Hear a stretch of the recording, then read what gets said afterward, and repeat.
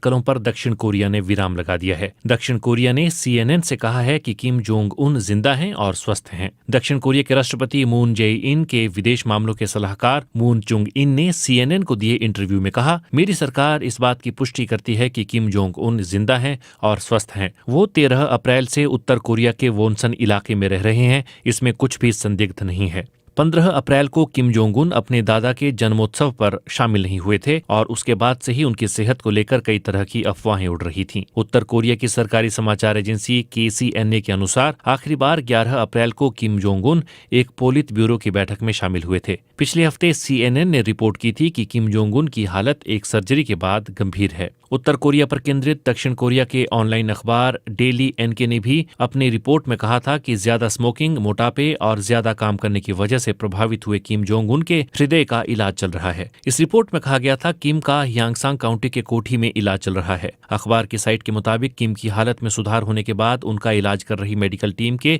ज्यादातर सदस्य 19 अप्रैल को प्योंगयांग लौट आए हैं, जबकि कुछ अभी भी उनके पूरे ठीक होने तक वहीं बने रहेंगे। CNN इस रिपोर्ट की स्वतंत्र रूप से पुष्टि नहीं करता है।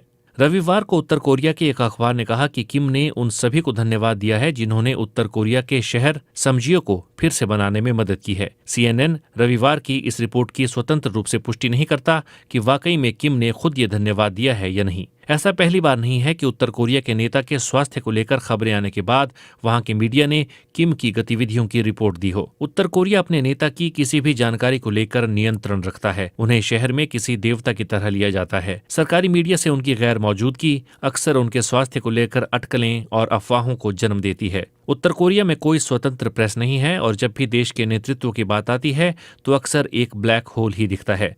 विश्लेषक बहुत हद तक सरकारी मीडिया से मिलने वाली जानकारियों और प्रोपेगेंडा पर निर्भर रहते हैं। उत्तर कोरिया के मामलों को प्रमुखता से उठाने वाली एक वेबसाइट ने शनिवार को वोनसान शहर में खड़ी एक ट्रेन की तस्वीर डाली है, जिसे विशेषज्ञ संभवतः किम जोंग उन से संबंधित ट्रेन बताते हैं। बताया गया है कि 12 अप्रैल से ये ट्रेन यहीं पर खड़ी है। 38 नॉर्थ में प्रकाशित रिपोर्ट के मुताबिक ट्रेन की मौजूदगी इस बात का प्रमाण नहीं है कि किम जोंग उन वोनसान में ही है, लेकिन ये उन रिपोर्ट्स को हवा देती है कि वो इस क्षेत्र में ही रुके हुए हैं।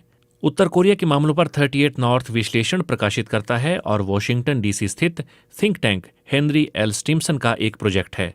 इस वेबसाइट पर रिपोर्ट छपी है कि जो ट्रेन वोनसान में खड़ी है उसका इस्तेमाल किम का परिवार करता है। सैटेलाइट से ली गई तस्वीरों के अनुसार 15 अप्रैल तक इस इलाके में ये ट्रेन नहीं थी। ये 21 अप्रैल से पहले किसी दिन यहाँ आई है और 23 अप्रैल को यहाँ से रवाना होने के लिए इसकी जगह बदली हुई दिखी है। वेबसाइट के मुताबिक वोनसान के आलिशान परिसर में 9 बड़े बड़े गेस्ट हाउस, एक मनोरंजन का केंद्र, किम के सत्ता में आने के बाद बनी एक बड़ी इमारत, एक सुरक्षित बंदरगाह, एक शूटिंग रेंज और एक छोटा रनवे है, जिसे 2019 में घुड़सवारी के ट्रैक में तब्दील कर दिया गया। किम को घुड़सवारी का शौक है। बचपन में यहाँ के समुद्री तट पर किम ने अपनी गर्मियां बिताई हैं। अक्सर वो यहाँ मजे लेने आया करते थे। किम हालांकि अक्सर जहाज या सड़क के रास्ते वोनसान आते रहते हैं।